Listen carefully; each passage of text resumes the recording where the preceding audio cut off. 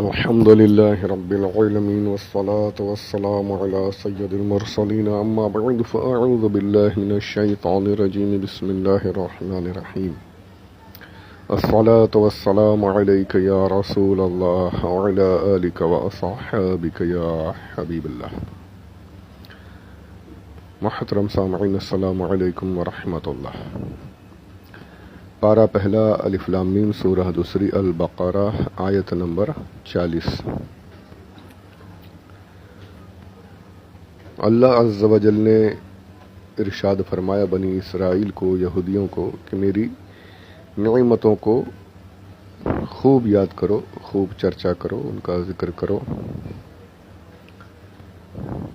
یا بنی اسرائیل اذکروا نعمتی التی انعمت علیکم، جو میں نے تم پر جو میں نے نعمتیں کی ہیں. اچھا اب یہ دیکھیے آیت نازل ہوئی حضور اکرم صلی اللہ علیہ وسلم کے دور اقدس میں. خطاب ہو رہا ہے حضور صلی اللہ علیہ وآلہ وسلم کے زمانے کے یہودیوں سے، اور نعمتیں کون سی یاد دلائی جا رہی ہیں؟ جو ان سے پہلے ان کے آباء و اجداد پر ہوئی ہیں، باپ دادا پر جو نعمتیں ہوئی ہیں انہیں یاد دلایا جا رہا ہے، انہیں یاد کرنے کا حکم دیا جا رہا ہے. ایسا کیوں؟ تو اس کے بارے میں مفسرین فرماتے ہیں کہ اگر وہ نعمتیں ان پر نہیں ہوتی، ان کے آباء و اجداد پر نہیں ہوتی وہ نعمتیں، تو کوئی یہودی بچتا ہی نہیں. فرعون تو گن گن کر کاٹ رہا تھا، ڈھونڈ ڈھونڈ کر مار رہا تھا. کیسے کیسے مظالم ہو رہے تھے، کیا کچھ نہیں ہو رہا تھا ان کے ساتھ، اور بھی بہت کچھ ہے. اگر وہ نعمتیں نہیں ہوتی تو دنیا میں کوئی یہودی بچتا ہی نہیں. ان نعمتوں کی بنا پر، ان نعمتوں کی وجہ سے ہی یہودی بچے، بنی اسرائیل بچے. اس لیے حکم دیا جا رہا ہے کہ ان نعمتوں کو یاد کرو جو ہوئی تو ہے تمہارے آباء و اجداد پر ان نعمتوں کی بنا پر، ان نعمتوں کی وجہ سے تمہارا وجود قائم ہے، بچے ہوئے ہو. اس لیے فرمایا ان نعمتوں کو یاد کرو جو میں نے تم پر کی.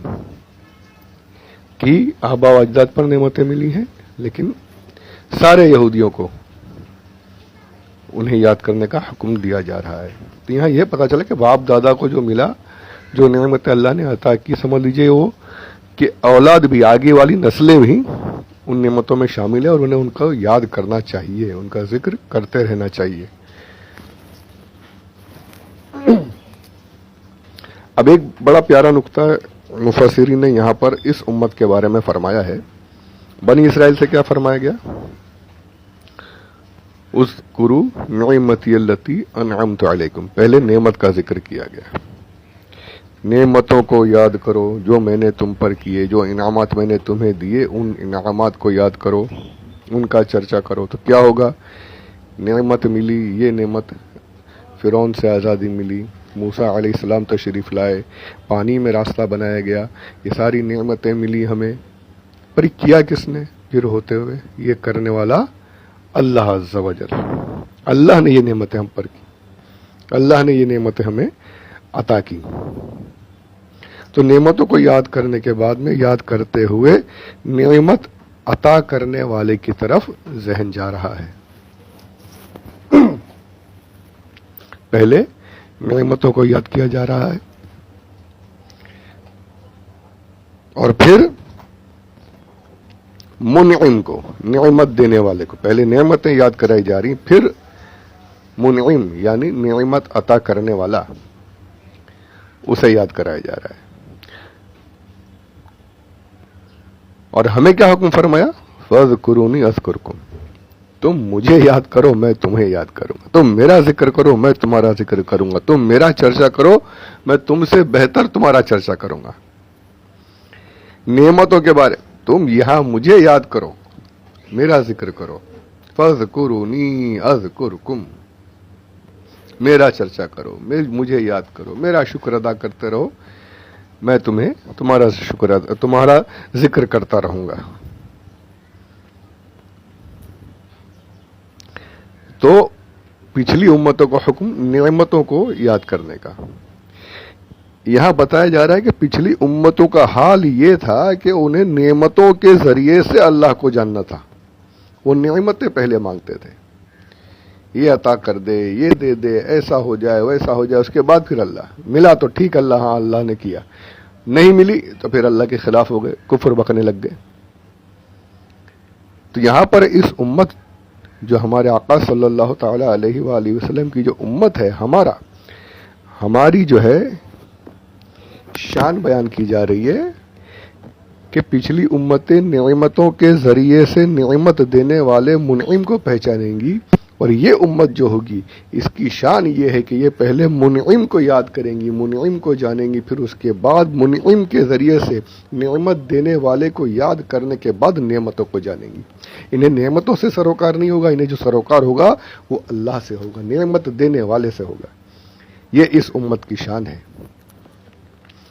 یہ اس امت کی فضیلت ہے کہ اسے نعمتوں سے وہ لگاؤ نہیں ہوگا جو پچھلی امتوں کا ہے. انہیں اصل لگاؤ جو ہوگا وہ نعمت دینے والے منعم حقیقی یعنی اللہ عز و جل سے اصل لگاؤ ہوگا. کہ فرمایا فاذکرونی اذکرکم, ہمارے لیے یہ, اور وہاں پر ان نعمتوں کو یاد کرو جو میں نے تم پر عطا کی. یہ کیا شان ہے ہماری. ایک ہم ہی ہیں جو اپنی شان کو نہیں جانتے, پہچانتے نہیں کہ ہم کیا ہیں. اللہ ہمیں اپنے حبیب صلی اللہ علیہ وآلہ وسلم کے صدقے میں دونوں جہان کی نعمتیں عطا فرمائے, اور صحیح معنوں میں اس کا شکر ادا کرنے کی توفیق عطا فرمائے. آمین بجاہ النبی صلی اللہ علیہ وسلم. اور نعمتیں جو ہیں یہ گن ہی نہیں سکتے. خود قرآن پاک میں اللہ عز و جل نے ارشاد فرما دیا کہ اتنی نعمتیں اگر گننا چاہو گے تو گن ہی نہیں سکتے. تو جب گن ہی نہیں سکتے تو پھر بنی اسرائیل کو ان نعمتوں کے یاد کرنے کا حکم کیوں دیا گیا؟ تو فرمایا یہ اس لیے کہ وہ نعمتیں ظاہری طور پر ان کے لیے خاص طور پر تھیں, وہ نعمتیں خاص ان کے لیے تھیں. اور جو کچھ نعمتیں ہیں وہ تو چھوڑیے, جو دوسری نعمتیں جو سب کو ملی وہ تو اپنی جگہ پر یہاں جو بنی اسرائیل کو جو خاص طور پر نعمتیں ملی ہیں جو میں نے پیچھے بیان کیا, ان نعمتوں کے یاد کرنے کا حکم دیا جا رہا ہے. اور پھر آگے ارشاد ہوتا ہے یا بنی اسرائیل اذکروا نعمتی التی انعمت علیکم واوفوا بعہدی, میرے عہد کو پورا کرو, جو عہد تم نے کیا ہے میرے ساتھ, عہد و پیمان جو وعدے کیے ہیں انہیں پورا کرو. اور پھر جب تم اپنے عہد کو پورا کرو گے تو میں اوفی بعہدکم, میں تمہارا عہد پورا کروں گا, تمہارا وعدہ ہے.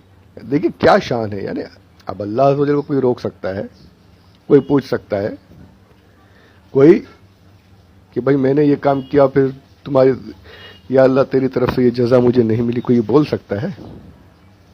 پر پھر بھی ایسا تو ہو ہی نہیں سکتا. وہ تو قادر مطلق جو چاہے کرے, جسے جو چاہے عطا فرمائے. یہ ضرور ہے کہ اس نے اپنی ذات پر انصاف کو رکھا ہوا ہے کہ انصاف ہی ہوگا, اور وہ اس کی طرف سے انصاف میں سمجھتا ہوں انصاف بھی نہیں صرف رحمت ہوتی ہے. انصاف کرے تو ہم تو کسی لائق ہی نہیں ہیں, انصاف کے لائق تو ہم ہے ہی نہیں کہ اگر وہ انصاف کرنے پر آ جائے تو پھر کہیں کے نہ رہے ہم. وہ صرف رحمت فرما رہا ہے, رحمت کے ذریعے سے صدقے, رحمت کے صدقے سب کچھ عطا کر رہا ہے. پر اگر نہ عطا کرے تو کوئی روک سکتا ہے, کوئی پوچھ سکتا ہے؟ نہیں. پھر بھی اس کی شان دیکھیے, کتنا کرم کہ تم اگر عہد پورا کرو گے تو میں بھی کروں گا. وَأَوْفُوا بِعَهْدِي أُوفِ بِعَهْدِكُمْ, میرا عہد پورا کرو, اسے پورا کرو جو عہد کیا ہے. اب وہ عہد کیا ہے, کیسے پورا کرنا ہے, انشاءاللہ اس کے بارے میں اگلے آڈیو میں سماعت کریں گے. اللہ عز و جل ہمیں ابھی شروع کر دوں گا تو اور بڑھ جائے گا, تو اگلا آڈیو میں انشاءاللہ اس کو رکھتے ہیں عہد کے تعلق سے. پروردگار اسے عام کرنے کی کوشش کرنے کی توفیق عطا فرمائے ہم سب کو, اور اس سلسلے کو آگے بڑھائے. مولا کریم اپنی بارگاہ میں قبول فرمائے. آمین بجاہ النبی الامین صلی اللہ علیہ وسلم. وما علینا الا البلاغ المبین.